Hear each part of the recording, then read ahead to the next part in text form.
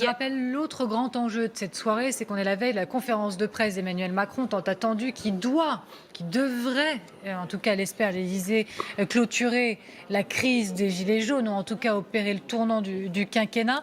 Vous pensez notamment, Laurence Marchand-Taillane, que Stanislas Guerini ou encore François Bayrou vont commencer à assurer un peu la vente ou la mise en valeur des mesures Le de cette teasing, il y a des conférence de annonces. presse. Ouais. J'y crois peu parce que j'imagine que s'il y a du nouveau par rapport aux annonces qui auraient fuité la semaine dernière et qui auraient été très largement commentées, il n'est pas dans l'intérêt d'Emmanuel Macron que ça fuite avant demain.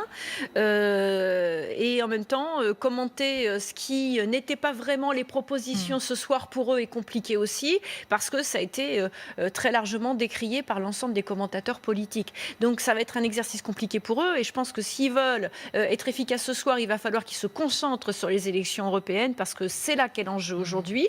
C'est là que les Français attendent aussi des réponses, des propositions parce qu'une fois de plus, avec ce grand débat, on n'a pas parlé de cette élection qui est un enjeu fondamental pour la France. La France doit reprendre sa place au cœur du débat. Et aujourd'hui, on ne sait pas ce que les uns et les autres vont proposer pour notre pays et c'est essentiel aujourd'hui qu'on ait des réponses.